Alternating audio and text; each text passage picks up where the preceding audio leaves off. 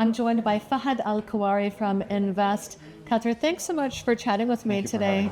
What are the key sectors that are really driving investments in Qatar right now, and how is the government providing support? So Qatar is, the sectors that drive our FDI kind of efforts are based on our competitive advantages. And these sectors, so there are three sectors where we'll be spending and investing to grow. Those are advanced manufacturing, logistics, and tourism. But you can't grow these without good financial services, ICT, and an education system. These are kind of your baseline resilience sectors. And of course, you have food security, agri-tech, agriculture, and sustainability from an energy perspective. So all of these sectors are where we're welcoming FDI. And I would encourage anyone to look at our strategy outlined in the Qatar National Development Strategy 2030. I do want to talk to you about the national strategy for 2030 in just a moment, but first tell us about the regulatory environment and the incentives that are offered for foreign investors in Qatar. That's a good question. There are many platforms that we have in Qatar. So you can be onshore or offshore depending on your activity.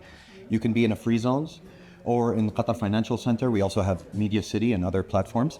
And those differ in regulation. So if you're within the Qatar Financial Center, you can actually, if there should be a dispute, revert to English common law to resolve your dispute. So we try our best to keep our regulatory landscape fair and transparent. From an incentives point of view, Qatar was recently ranked as the fourth country in the world in terms of venture capital availability. That takes form in state incentives, equity and equity-free incentives and investments, and as well as private sector investments. So the capital is always available in Qatar. In addition to the capital, there's also a great talent throughput in Qatar. So a lot of companies that we speak to from the West experience talent crunch, and in Qatar we can definitely fill that gap through legacy investments and returns on that. And when we speak to companies from the East, there's usually a market access issue. And Qatar currently enjoys over 65 free trade agreements, double taxation and investment protection agreements that are of use to any investor. So all of Qatar's previous investments that we now benefit from as a local ecosystem are open to any investor that decides to set up in Qatar. And let's go back to Qatar's vision for 2030. How does that really help guide your FDI plans? So the Qatar National Vision is a large kind of high-level vision that's complemented by development strategies. We recently released the third development strategy, and I invite your audience to look at it. And therein we outline the sectors where we will be investing, the sectors that are of high priority to us, and what our goals are. We've actually outlined what our financial goals are for the next 10 years, and we've also outlined some challenges that we'd like fixed through business.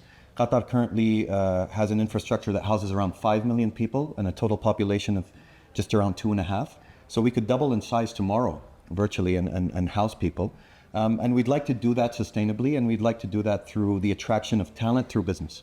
And what would you say are the potential challenges and the potential risks that are inherent in any type of foreign investment, and in Qatar in particular? So the risks will be similar to any kind of investment. Qatar might be new territory to people, so there's a lack of knowledge, but that's why we exist. We hope to facilitate and kind of make things more transparent for our prospective investors. And of course, there's always going to be regional competition in terms of if you invest in Qatar, and we invite you always to have a regional view if you invest in Qatar, you will have some regional competition, but we do our utmost to make sure that landing strips from a regulatory perspective are ready for investors, and that our laws and ecosystem are ready for new investors. Thanks so much for joining me today. Thank you. Thank you for having me.